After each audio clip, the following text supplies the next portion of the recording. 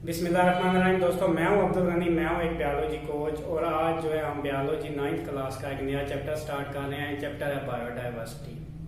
Chapter start करने से पहले कुछ इंट्रोडक्शन ज़रूरी है, कुछ टर्म जानना ज़रूरी है ताकि आगे जो है अच्छी तरह से हम चैप्टर को समझ सकें। पहले नंबर पे तो हम बायोडाइवर्सिटी स्टार्ट कर रहे हैं, तो हमें ये पता होना चाहिए कि बायोडाइवर्सिटी क्या है।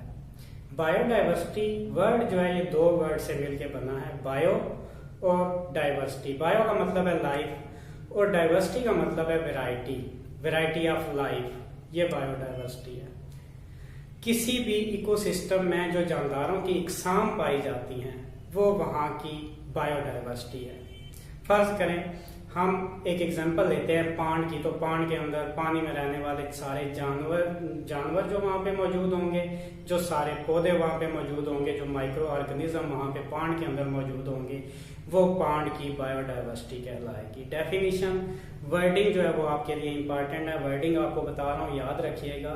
Biodiversity is the measure of variety of organism in different ecosystem. मुख्तलिफ इकोसिस्टम में जो जानदारों की वैरायटी पाई जाती है उस वैरायटी को हम वहाँ की बायोडाइवर्सिटी कहते हैं। अब यहाँ पे दो और टर्म याद रखना जरूरी है, फ्लोरा और फाना।